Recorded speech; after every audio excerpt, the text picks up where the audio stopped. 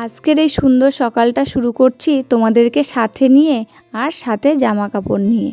হরে কৃষ্ণ বন্ধুরা, শুভ সকাল। তোমরা কেমন আছো সবাই? আশা করছি সবাই খুব ভালো আছো আর সুস্থ আছো। আমিও না বেশ ভালো আছি। আজকে হচ্ছে বুধবার, এখন ঘড়িতে বাজে সকাল 8টা।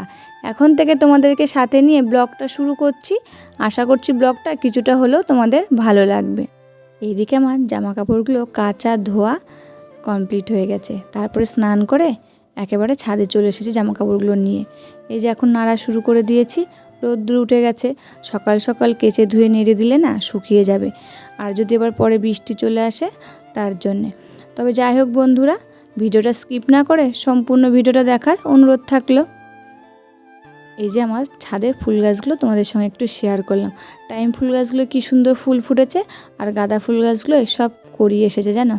তবে যাই হোক বন্ধুরা, এবার নিচে এসে ঠাকুর পুজোটা সেরে নিয়েছি। ঠাকুরকে আজকে সেবায় দিয়েছি মিষ্টি দানা। তারপরে এদিকে একটু সাজুগুজু করে নিলাম, একটু সিঁদুর পরে নিলাম। তারপরে চলে এসেছি রান্নাঘরে। রান্নাঘরের জানলাটা খুলে দিলাম।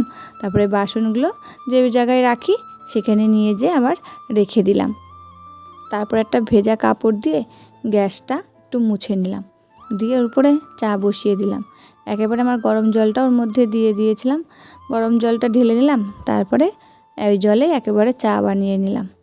এবার গরম জলটা খাওয়ার পরে এই যে এখন আমি সকালে চা আর মুড়ি খাচ্ছি। এই যে এখন প্রায় 10টা বাজে। তা মেয়ে স্কুলে যাবে 10:30টায়, তাই মাংস নিয়ে এসেছে। কয় পিস মাংস কেটে পেঁয়াজ রসুন মাখিয়ে পকোড়া ভেজে দিলাম। আর এদিকে আগের দিনের ডাল ছিল, সেটাকে পুরপুরা করছি। আমার মেয়ে পুরপুরা ডাল খেতে খুব ভালোবাসে, তাই এই যে গরম ভাত আর পুরপুরা ডাল দিয়ে মাখিয়ে দিলাম, আর হচ্ছে মাংসর পকোড়া দিলাম। আর ডালটা পুরপুরা করতে যেয়ে দেখেছো আমার হচ্ছে গাবলাটা পুড়ে গেছে অনেকটাই। তবে যাই হোক বন্ধুরা, মেয়ে স্কুলে চলে গেছে। তারপরে যে মাংসটা ধুতে কলপারে চলে এসেছি। মাংসটা ভালো করে ধুয়ে নিয়ে তারপরে লেবুর রস দিয়ে আরেকবার ধুয়ে নিয়েছি। এবার ঘরে চলে এসেছি মাংসটাকে একটু ম্যারিনেট করে রাখবো বলে। মাংসর ভিতরে পেঁয়াজ রসুন আদা আর জিরে বাটা দিয়ে দিয়েছি। তারপরে তেল, কাঁচা লঙ্কা, তেজপাতা, ধনের গুঁড়ো আর লাল লঙ্কার গুঁড়ো একটু দিয়ে দিয়েছি, দিয়ে ম্যারিনেট করে রেখে দিলাম।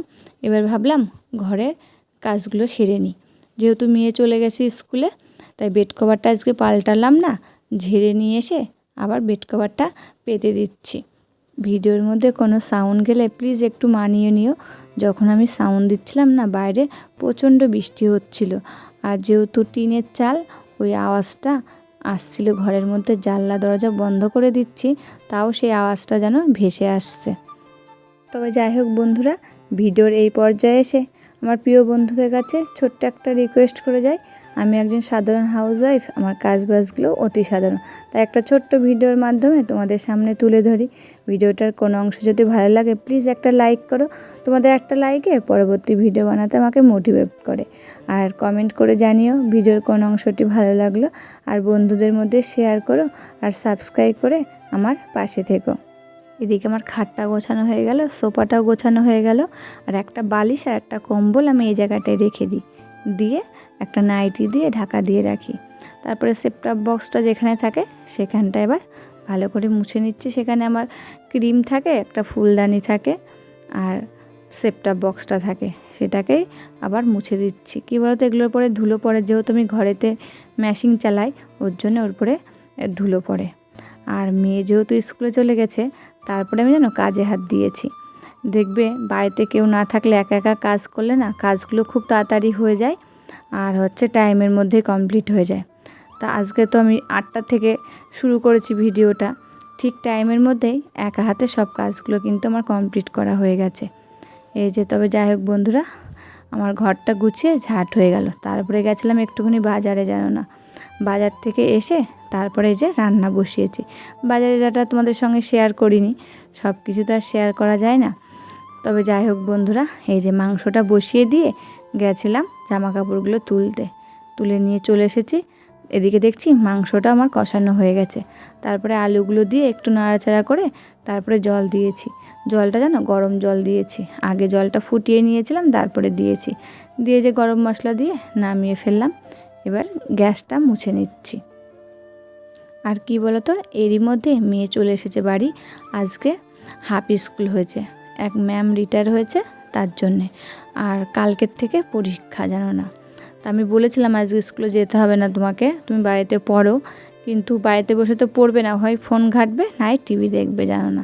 তাই স্কুলে গেছিলো, চলে এসেছে।